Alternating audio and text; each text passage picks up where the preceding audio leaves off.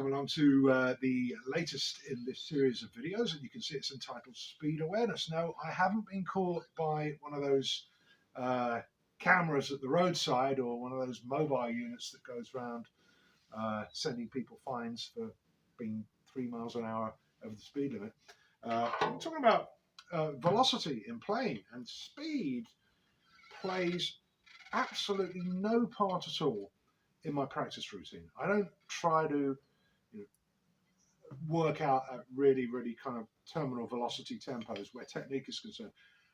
Timekeeping, yeah, holding a tempo, fast tempos, I've put lots and lots of hours in on that, but where hands are concerned, the considerations are entirely different.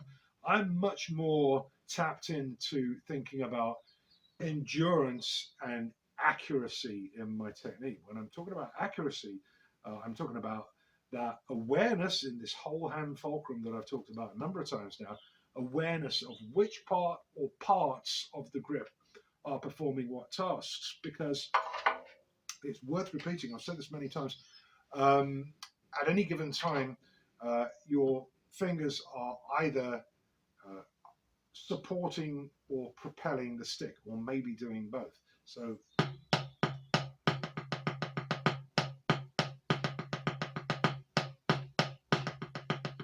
pattern I've chosen today is pattern number 2 on page 10 of the stick control book. Here it is written down.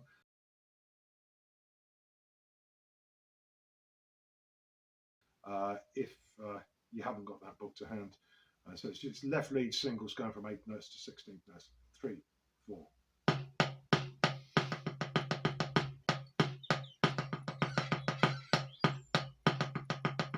So I'm feeling the 8th notes in the wrists, and the fingers are taking care of the 16th notes.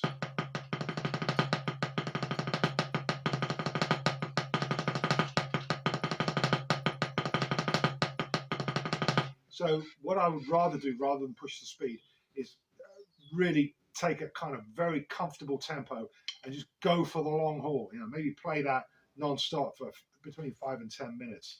It's not something I do every day when I'm practicing, if I'm lucky enough to have the opportunity to practice every day, which I do try to do. But it's something that I do come to quite frequently. And I'll do it using like free orchestration around the drums.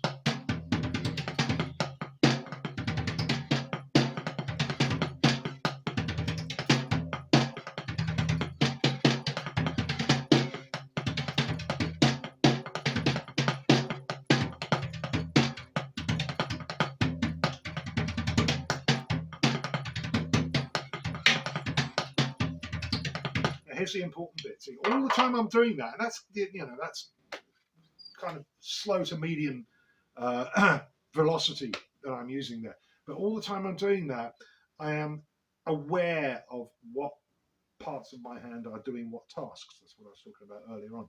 And here's the important bit. Here's the kicker. Lots of people will say to you, "Oh, you should never think about your technique when you're playing with people. You should just be focused entirely on the music." Well, I've got news for you. You can do both. You should never neglect the music and favor what's going on technically, but it is possible to develop the capacity to be equally aware of both things. If I can do it, so can you. And I'll see you next time. Bye for now.